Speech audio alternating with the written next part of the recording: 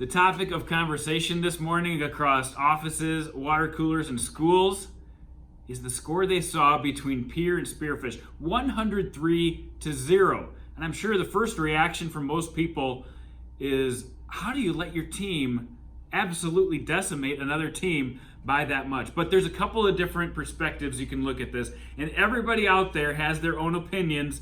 I'm just going to give you my opinion. I visited with Steve Steele for a little while, the head coach of the Pierre Governors, and he said it's hard to feel sorry for a guy that won a game 103-0, but he says he felt absolutely sick through most of the game because there's nothing in the coaching manual that tells you what to do when you absolutely have the advantage over the other team. So he's coaching his guys all season long to execute to the best of their possible performance.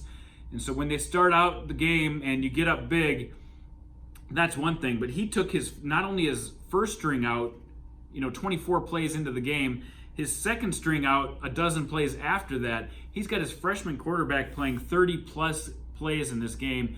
And there was some talk between officials from the South Dakota High School Activities Association and athletic directors, what to do. Can we implement the running clock? Can we maybe end this game early somehow?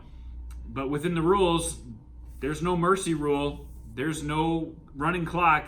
They played this thing out on the field. When I asked Steve specifically, what do you say to people who say maybe we should have just kneeled on the ball and punted it?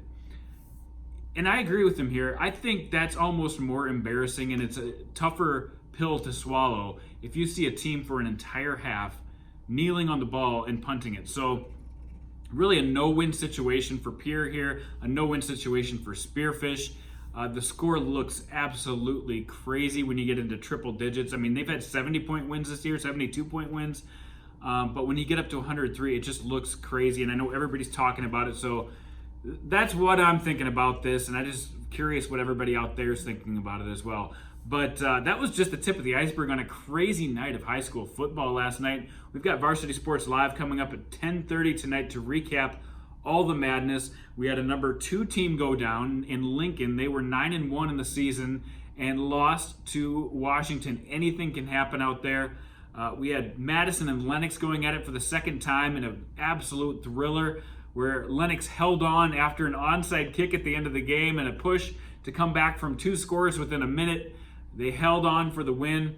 We had a number 1 team, an undefeated Del Rapids, go down to West Central. We're going to have reaction from that on the night, as well as a ton of other games. So make sure to tune in to Varsity Sports Live tonight and let us know what you think about that 103-0 win last night by Pierre.